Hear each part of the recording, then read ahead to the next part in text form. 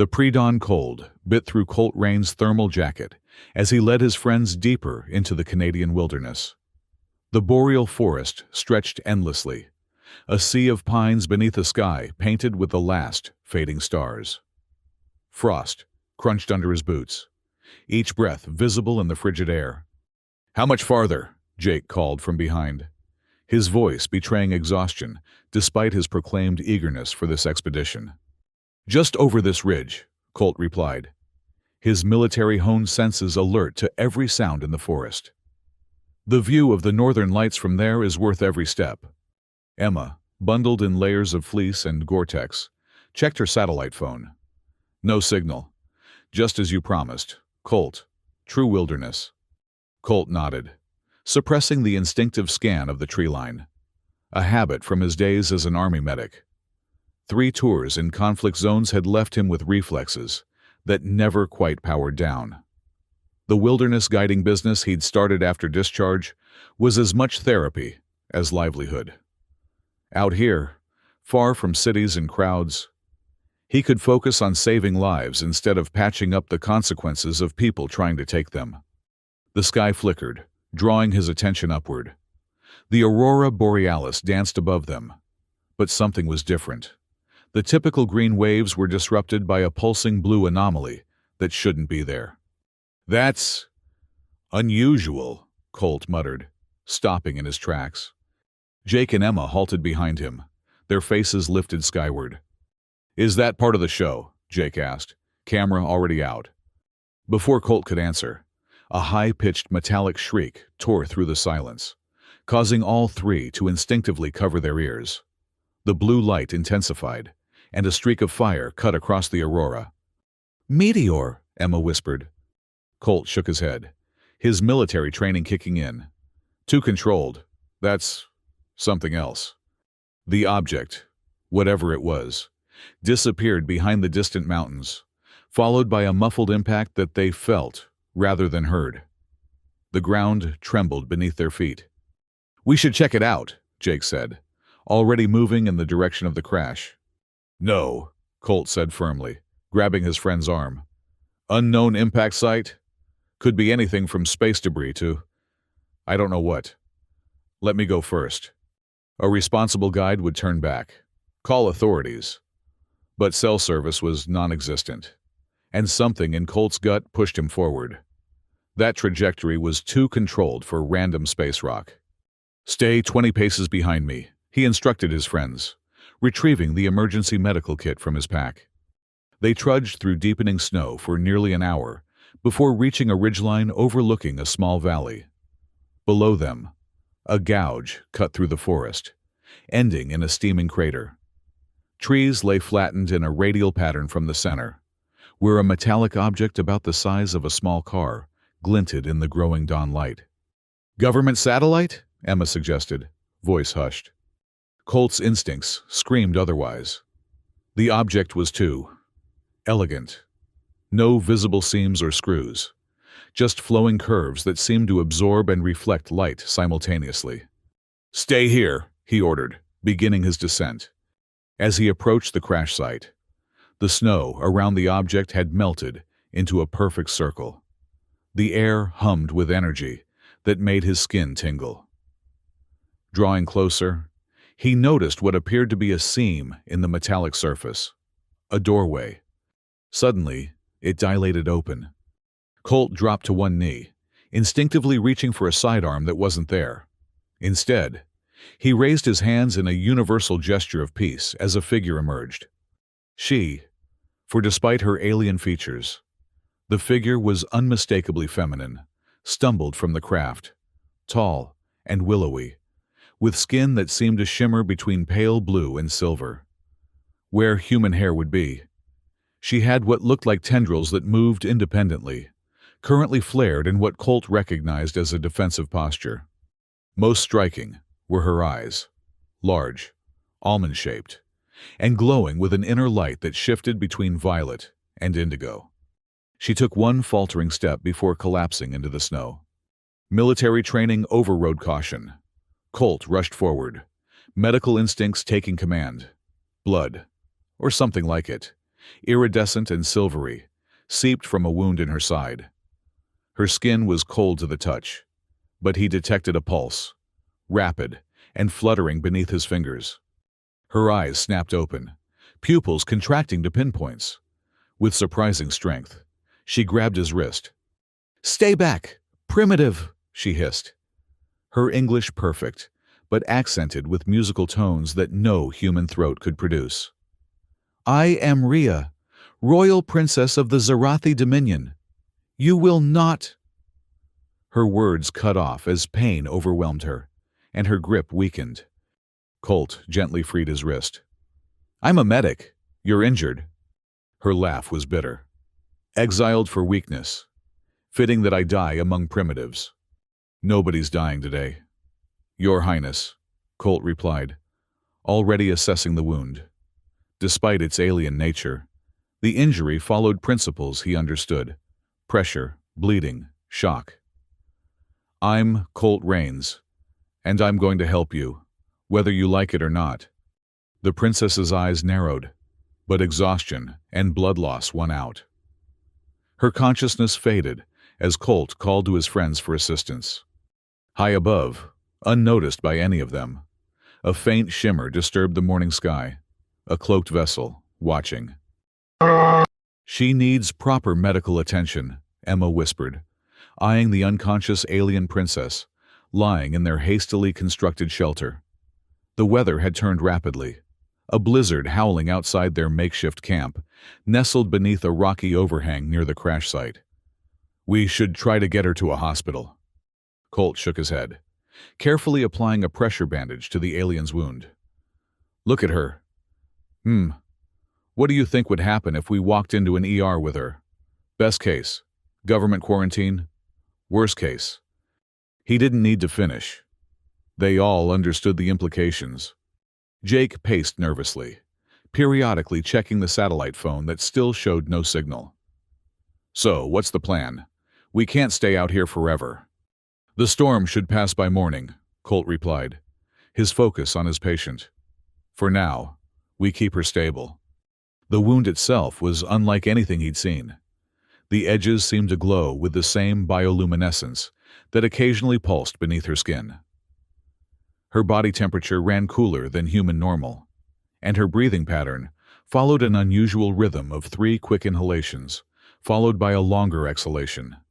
"What do you think she meant by exiled?" Emma asked, feeding small branches into their fire. Before Colt could speculate, the princess stirred, her eyes fluttering open. For a moment, she seemed disoriented. Then her gaze fixed on Colt, with recognition that quickly shifted to disdain. "You should have let me die, human," she said, voice weak but imperious. "Not really my style," Colt replied evenly, offering her water. She regarded the bottle suspiciously before accepting it. After a cautious sip, she drank deeply, suggesting a physiology not so different from human needs. "Your medical skills are adequate," she conceded, though primitive. "You're welcome," Colt said with a hint of sarcasm. "Want to tell us why a princess is crash-landing solo on our planet?" Rhea's luminescent tendrils flattened against her head, a gesture Colt was beginning to interpret as discomfort or shame. "I failed the trial of ascension," she said after a long pause. "I am the princess who could not kill." Her explanation came haltingly. The Zarathi, an ancient spacefaring civilization, valued strength above all else. Their royal succession required heirs to demonstrate martial prowess through ritual combat. Rhea, despite excelling in strategy and diplomacy, had refused to deliver a killing blow to her defeated opponent. "He was already beaten," she said, her voice tight with suppressed emotion. "There was no honor in taking his life. But mercy—" her laugh was bitter. "Mercy is seen as weakness." Her mother, Empress Vex, had given her a choice: death or exile.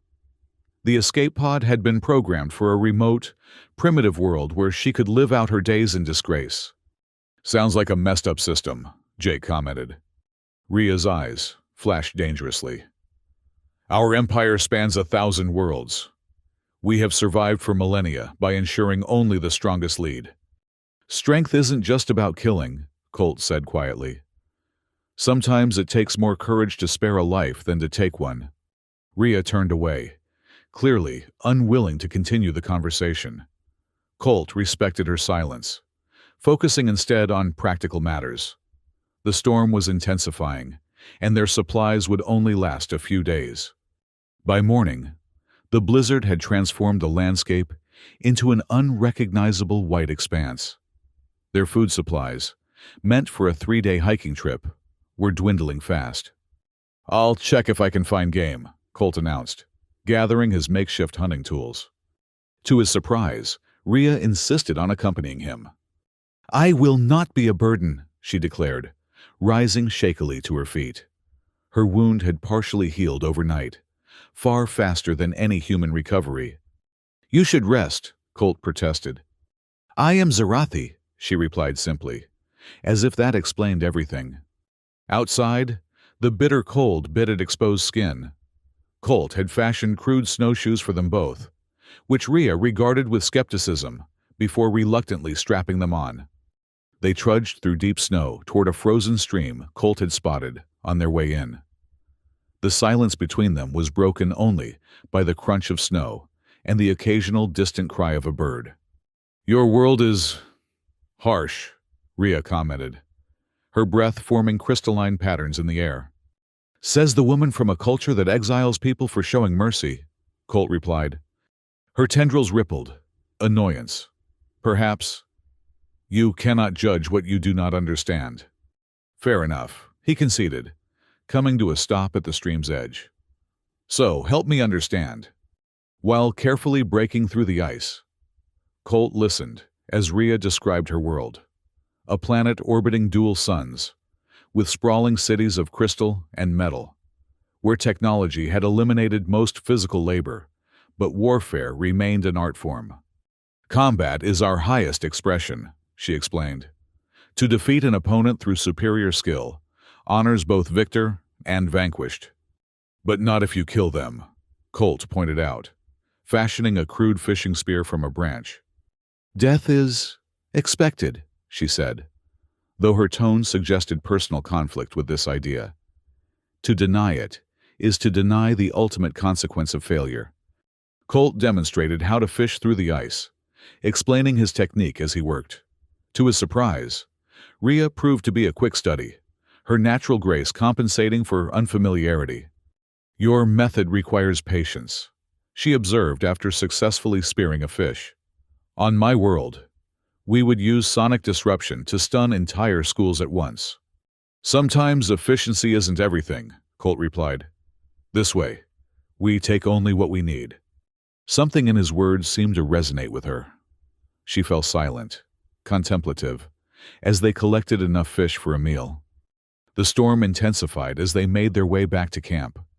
Visibility dropped to near zero, the wind howling like a living creature. "We need to hurry," Colt shouted over the gale. "Blizzard's getting worse."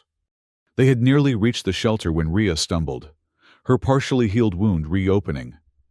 Colt caught her before she fell, supporting her weight against him. "I do not require assistance," she insisted, even as she leaned into him. "Sure you don't," Colt replied, adjusting his grip to better support her. "Just like I don't require oxygen." For the first time, he felt rather than heard her laugh, a slight vibration against his side. Back at the shelter, Emma had managed to improve their situation, reinforcing the walls against the intensifying storm. Jake had attempted to repair their satellite phone without success. As night fell, the temperature plummeted further. They huddled around the fire, sharing the fish stew Emma had prepared. "Why did you become a healer?" Rhea asked Colt suddenly, breaking a long silence. The question caught him off guard. "Medic," he corrected automatically. "And I guess I was tired of watching people die when they didn't have to." "Yet you served in war," she observed. "How did you—" "Your movements, your vigilance, the way you assess threats. These are warrior traits." Colt nodded slowly. 3 tours in combat zones. I joined to help people, Ended up patching bullet holes I couldn't prevent. He poked at the fire. After a while, it felt like bailing water from a sinking ship. So you retreated to your wilderness. I found a place where I could do more good than harm, he corrected. Where survival depends on cooperation, not conquest. Ria's gaze lingered on him, her expression unreadable. Among my people, such a choice would be seen as cowardice. Is that what you see? Her tendrils rippled in what might have been uncertainty. I am reconsidering many things. That night, as the others slept, Colt kept watch. The storm had partially subsided, allowing glimpses of stars between racing clouds. Beside him, Ria slept fitfully, occasional tremors running through her body. Acting on instinct, he placed his jacket over her. To his surprise, her hand caught his wrist, not defensively as before, but with an almost vulnerable grip. Your people die so easily, she murmured, half asleep. How do you bear such fragility? Maybe that's why we value each life, Colt replied softly. Because we know how quickly they can end. Her grip tightened momentarily, before relaxing. In the dim light, he thought he saw tears glistening on her alien features, though when morning came, she showed no trace of such vulnerability. 3 days passed in this manner, hunting, gathering, surviving. Ria's wound healed completely, revealing skin that shimmered with subtle patterns when she moved. She began to participate more actively in their daily tasks, her initial disdain gradually shifting toward curiosity. On the 4th morning, as they prepared to attempt the journey back to civilization, the sky above them shimmered. The air pressure changed, causing their ears to pop painfully. No, Ria whispered, her face draining of color. They found me. Before anyone could question her, a holographic projection materialized in the clearing before their shelter. A regal figure, similar to Ria, but adorned with elaborate armor and a crown-like structure that seemed to be part of her actual anatomy. Daughter, the figure intoned, her voice resonating not through air, but directly in their minds. Your exile was not meant to be permanent. Ria stepped forward, her posture straight, tendrils flat against her skull, in what Colt now recognized as a sign of respect, or fear. Mother Empress, she replied formally. I do not understand. The hologram of Empress Vex rippled slightly in the winter air. Your trial was not the test of killing, but the test of mercy. You passed where a dozen before you failed. I passed? Ria's confusion was evident. The Zarathi have conquered through strength for millennia, Vex continued. But an empire cannot be sustained by the sword alone. The Council of Elders foresaw this truth generations ago, that true leadership requires balance between force and compassion. The revelation hung in the air between them. Colt watched Ria carefully, seeing the complex emotions play across her alien features. Then why the charade of exile? Ria demanded, finding her voice. To see if your mercy was weakness or wisdom, Vex replied. Had you abandoned your principles under pressure, you would have proven unworthy. Instead, you remained true to your conviction. Something in the Empress's tone made Colt uneasy. There was calculation behind her words, not maternal pride. There's more, he stated flatly. What aren't you telling her? The hologram's attention shifted to him, eyes narrowing. The human is perceptive. Yes, daughter. There is more. The Zarathi fleet approaches Earth system. The High Command believes this world ripe for colonization. Ria stiffened. Earth is inhabited by sentient beings. Primitive ones, Vex dismissed. The military council sees only resources and strategic position. So this is a test too, Colt realized aloud. You're gauging our threat level through her reaction to us. The Empress's expression confirmed his suspicion. The Zarathi have long debated how to approach developing worlds. Some advocate conquest, others observation, still others alliance. Your experience here will influence our approach. And if I advocate for Earth's autonomy, Rhea challenged, then you must demonstrate why these humans deserve such consideration. Vex replied. Commander Thane leads the advance fleet. He will make planetfall at these coordinates in 2 days to retrieve you, and to assess this world's potential. The hologram flickered, then added, He is not sympathetic to your philosophy of mercy, daughter. Convince him, or watch this world burn. With that ominous warning, the projection vanished, leaving them in stunned silence. Well, Jake said finally, that's not good. Emma turned to Rhea, fear evident in her expression. Your people would invade just like that? Billions of innocent lives? The Zarathi way has always been expansion through strength, Rhea replied, her voice hollow.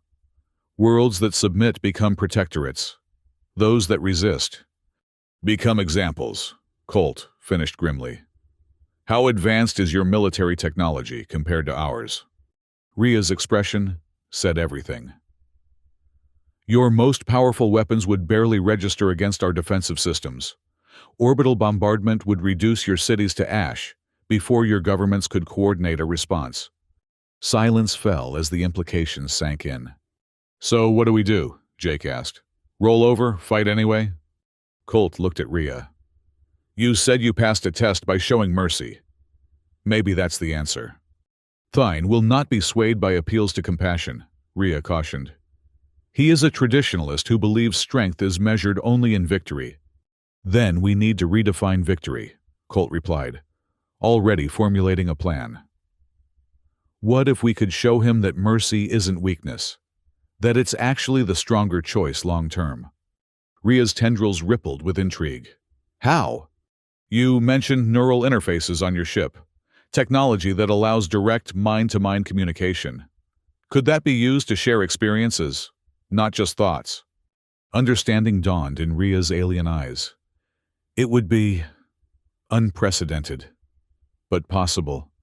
As the day progressed, they refined their desperate plan. The coordinates Vex had provided were less than a day's journey away, a natural clearing that would serve as a landing zone. They would need to reach it before Tane's arrival and prepare. That night, as Jake and Emma finally succumbed to exhausted sleep, Colt found Rhea standing outside, staring at the stars. Second thoughts? He asked, joining her. Many, she admitted.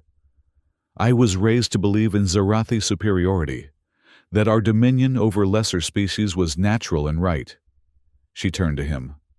Now, I find myself conspiring to protect a world not my own, against my own people. Having principles means sometimes standing against your own side, Colt said softly. If we fail, her voice trailed off. Then we fail trying to save lives instead of take them, he finished. I can live or die with that. Something passed between them in that moment, understanding that transcended their different biologies and backgrounds. Without conscious thought, Colt reached out, his hand finding hers. Her skin was cool to the touch, the subtle bioluminescence beneath pulsing in time with her heartbeat. Your species frightens and fascinates me, she confessed, not pulling away. So fragile, yet so resilient, so violent, yet capable of profound compassion. We contain multitudes, Colt replied with a small smile, just like you. Her tendrils gently brushed against his face, an intimate gesture that sent an electric tingle across his skin. Whatever happens tomorrow, she whispered, know that you have changed me. Colt Rains. Whether that change saves your world or condemns mine remains to be seen. The clearing was dusted with fresh snow when they arrived, the morning sun casting long shadows across the pristine white. They had made good time, leaving Jake and Emma at a safe distance despite their protests. This is our fight, Colt had insisted. If it goes wrong, someone needs to warn the world. Now. As he helped Rhea set up the modified neural interface salvaged from her escape pod, he wondered if their warning would make any difference. How do you prepare for an enemy that can strike from orbit? It's ready, Rhea announced, her fingers dancing over controls that responded to touch and thought simultaneously. But Colt, you should know, this connection goes both ways. Your mind will be exposed to theirs as much as theirs to yours. Can they use it to hurt me? Not physically, but emotionally. She hesitated. Zarathi warriors are trained to project dominance through neural links. The experience can be overwhelming. Colt nodded, understanding the risk. I've faced worse. Have you? She challenged gently.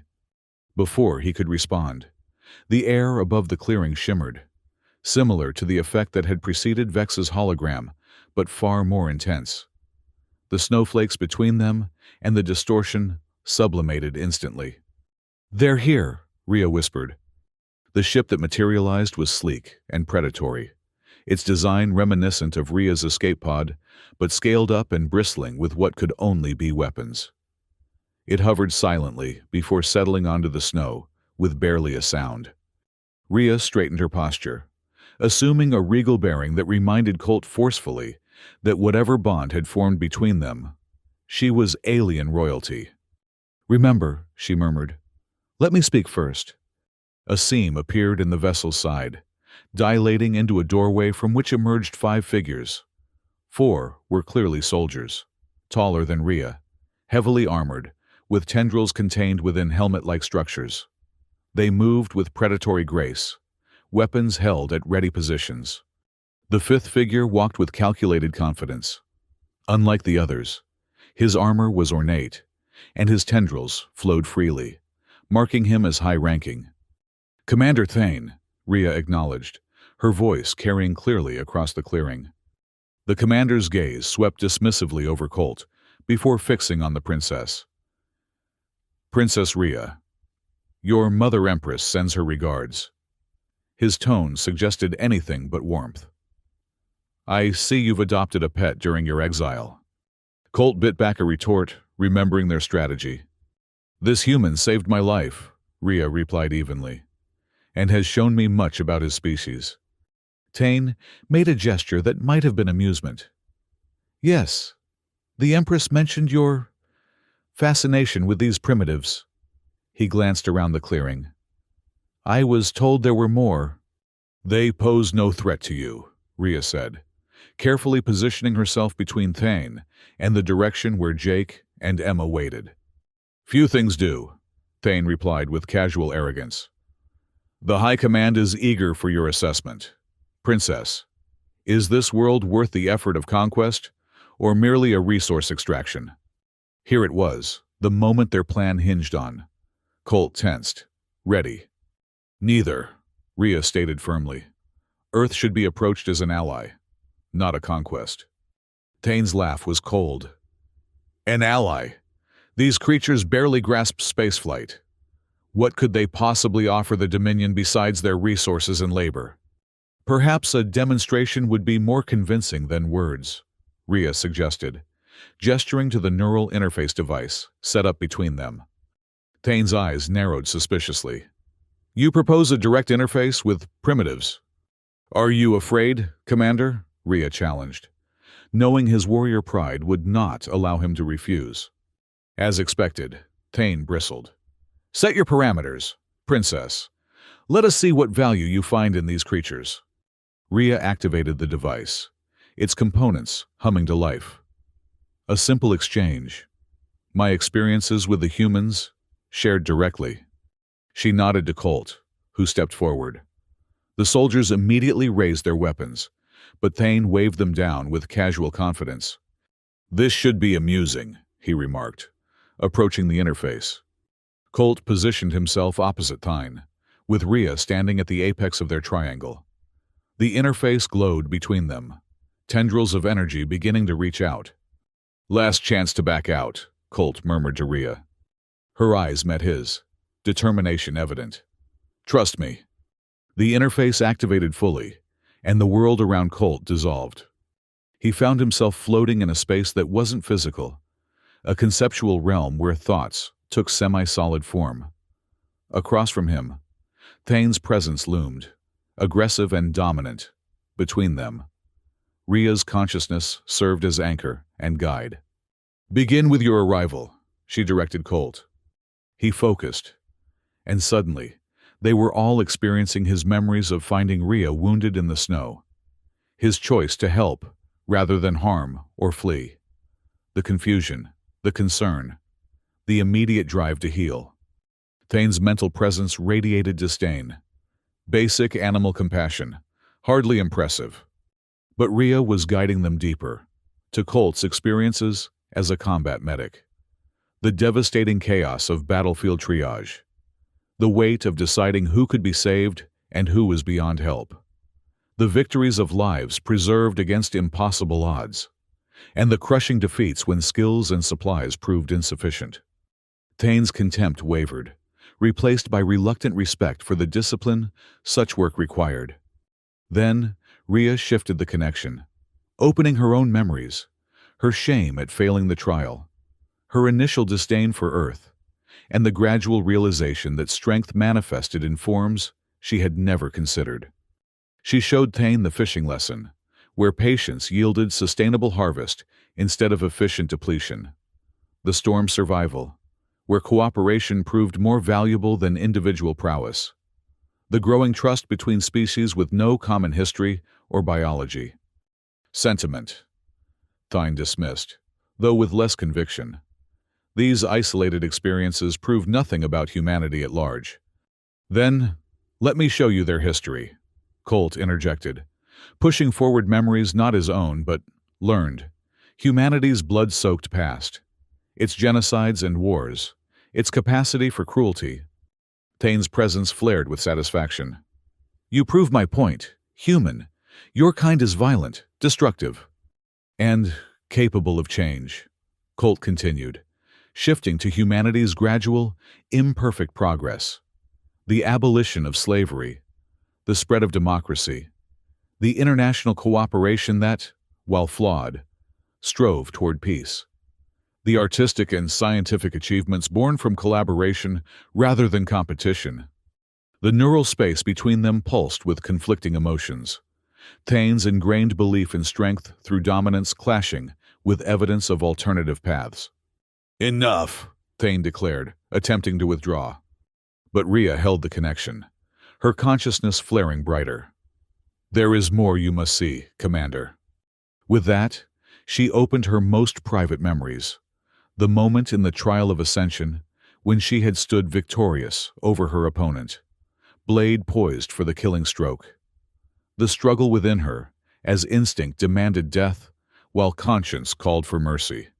The devastating shame of her perceived failure, and the exile that followed. Then, unexpectedly, she shared something none of them had seen. A vision of potential futures. Two paths diverging. In one, Earth fell to Zarathi conquest. Resources stripped, population subjugated, resistance crushed. Initial victory giving way to endless insurgency, grinding occupation, generational hatred.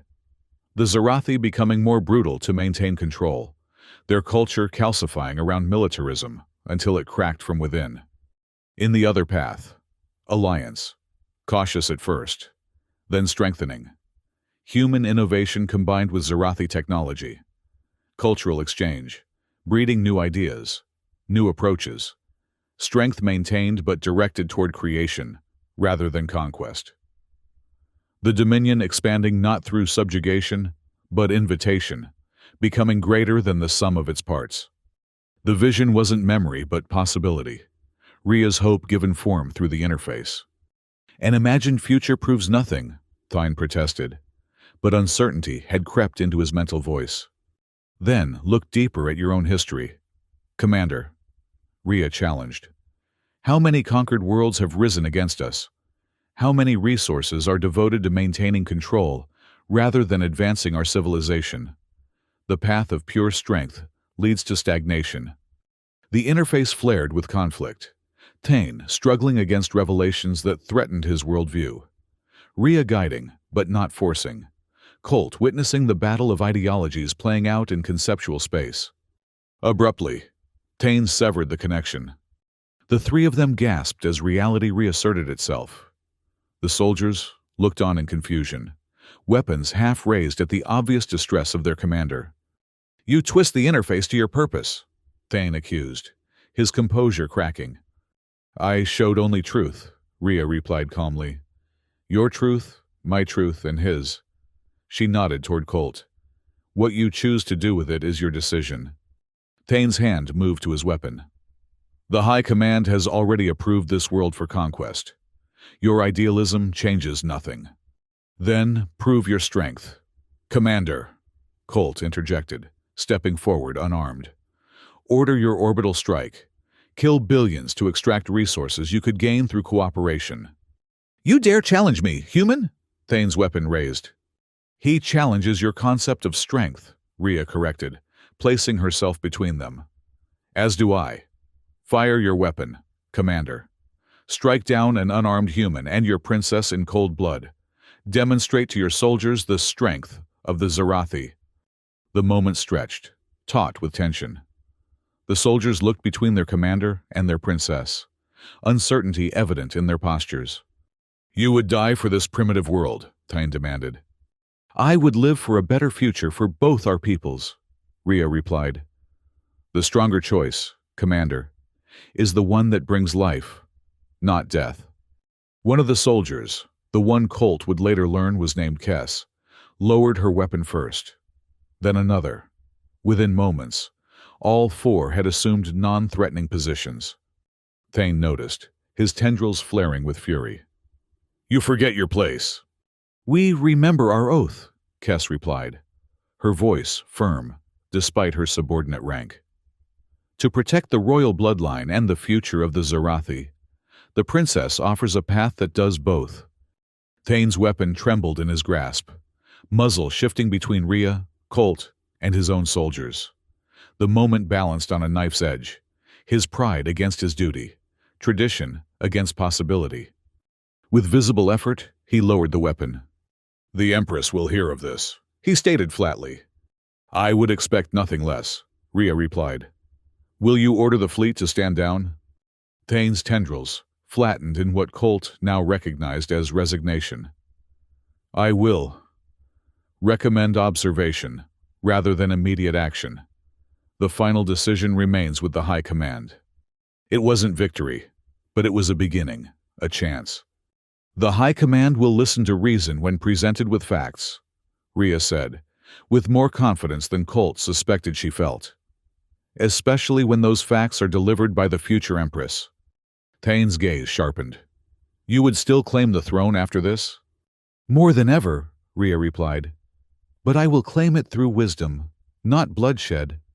The commander studied her for a long moment before inclining his head slightly, the barest acknowledgement of respect.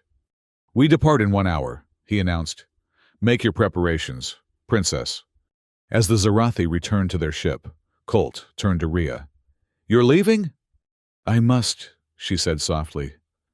"My people stand at a crossroads. If I am not there to guide them toward this new path—" He nodded, understanding despite the sudden hollowness in his chest. "So this is goodbye." Her tendrils reached out, gently brushing his face in the gesture he had come to cherish. "For now, but not, I think, forever." 6 months later, Colt stood on the observation deck of the Zarathi flagship Eternal Dawn, Earth's blue curve filling the viewport before him. The diplomatic quarters they'd assigned him were more luxurious than anything he'd experienced, though the alien aesthetics had taken some adjustment.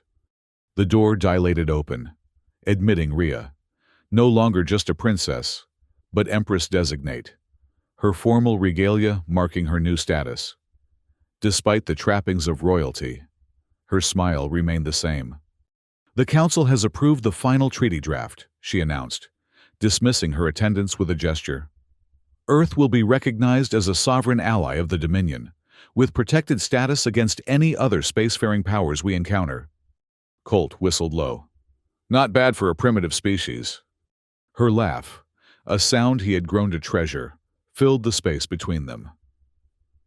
"Your diplomats proved surprisingly adept, though I suspect your status as Earth's first interspecies liaison helped smooth certain challenges." Fancy title for the guy who found an alien princess in the woods, he replied with a grin.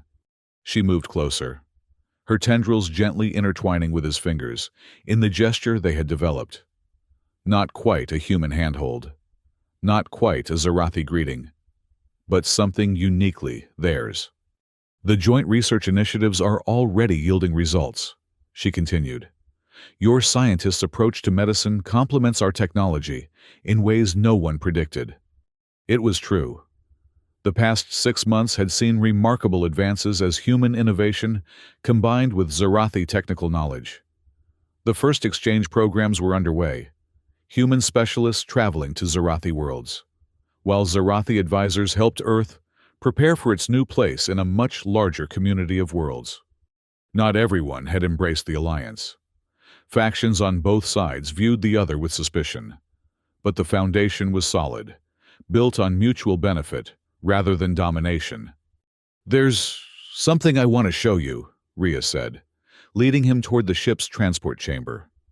Moments later, they materialized in a familiar clearing, the site where her escape pod had crashed almost exactly 6 months earlier. The crater remained, though spring had begun to reclaim its edges with new growth. "Why here?" Colt asked, surprised by the location. "Because this is where everything changed," she replied. "For both of us. For both our worlds." From within her ceremonial robes, she produced 2 objects, rings, one fashioned from earth platinum, the other from an iridescent Zarathi metal that seemed to capture and reflect the sunlight. "Among your people, I believe these symbolize a permanent bond," she said, her voice carrying uncharacteristic uncertainty. "Among mine, we have a similar tradition, though the symbolism is different."